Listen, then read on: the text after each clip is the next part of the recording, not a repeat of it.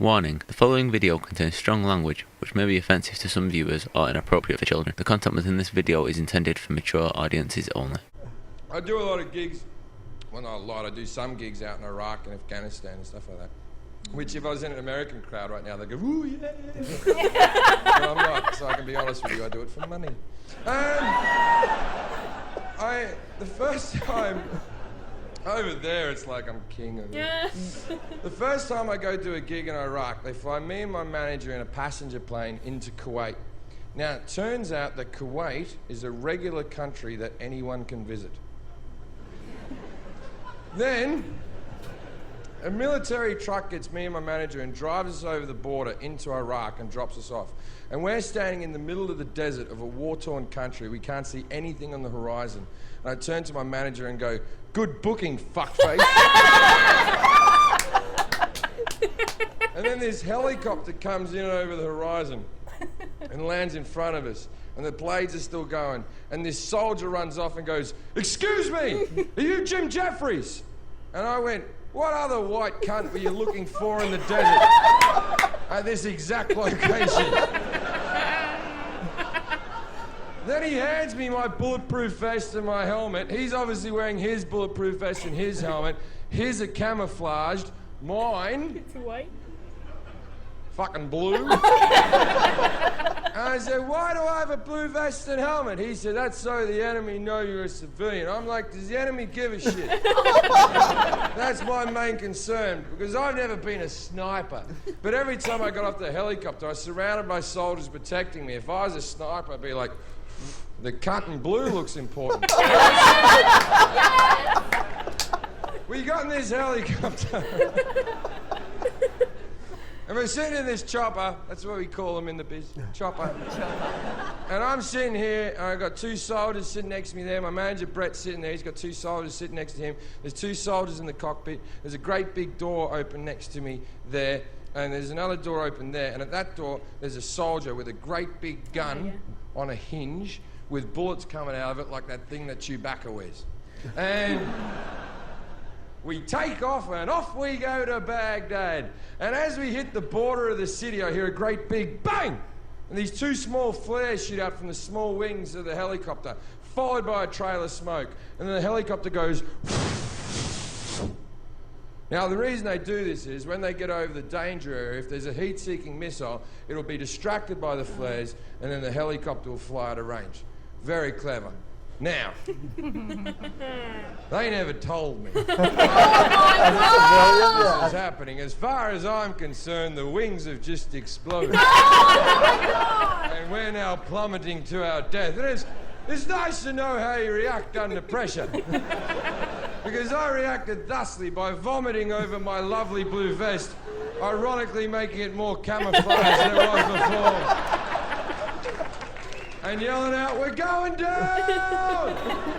The two pilots, the soldiers, the gunner, they all start pissing themselves laughing. They're reaching through, they're high-fiving each other. It turns out they've been waiting for this joke for months. I'm cleaning vomit off myself going, "Oh, you guys are a good one. Thank you for defending my freedom."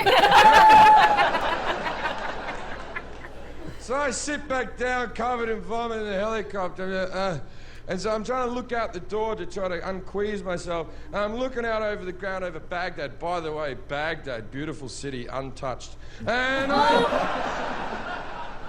look out on the ground and I see a little Arab fella with a handgun shooting up at the helicopter. Just once again, I freak out. "We're being fired on!"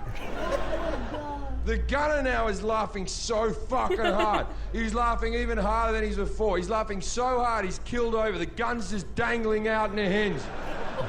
And I'm like, "What's your fucking problem, man?"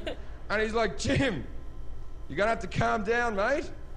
We're in a military helicopter with a bulletproof bottom. That's a handgun. We're so high up the bullets can't even reach us. They just sort of go..." And then I jokingly said, "I bet our bullets can reach him." And he went, "Oh, yeah." Oh, my God.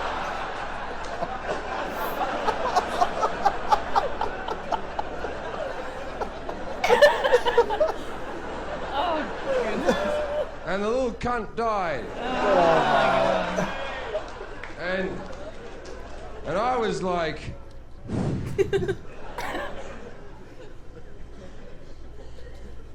I was just saying, mate. I was just saying. I didn't want to ruin anyone's day. Isn't that a fun story about a man dying? It's funny though, my limited time in a war zone, I didn't see what all the bad stuff was. They were very nice to me. But this war's kind of crazy to me because I don't know historically how we're going to talk about it. See, like my grandfather, he fought during the Second World War for the Japs, weirdly enough. No, for the Australians. He killed a lot of Japanese, hated them till he died. Love the food, hate the people, he used to say. What a complex man. I used to love listening when I was a kid, listening to him tell stories about killing Nazis. There was always something exciting about it, you know. I just don't know what I will tell my grandson about what's happened in history now. I imagine I'll be 80 years old, and I'll be sitting in my chair, and my grandson will be out on the floor looking up at me adoringly. And I'll go, now, there used to be these people called Arabs. And they lived in the Middle East, or as you call it, the radiation zone. Oh my God. In 2020, President Macaulay Culkin got really upset with the Arabs and he nuked them all. But what Macaulay Culkin and the rest of the Americans hadn't realised was that China had slowly but surely become the superpower of the world. So while the Americans were nuking the Arabs, the Chinese nuked the Americans. And that's why we have no Americans and no Arabs. And then my grandson will look up at me and go, Masha Bawa.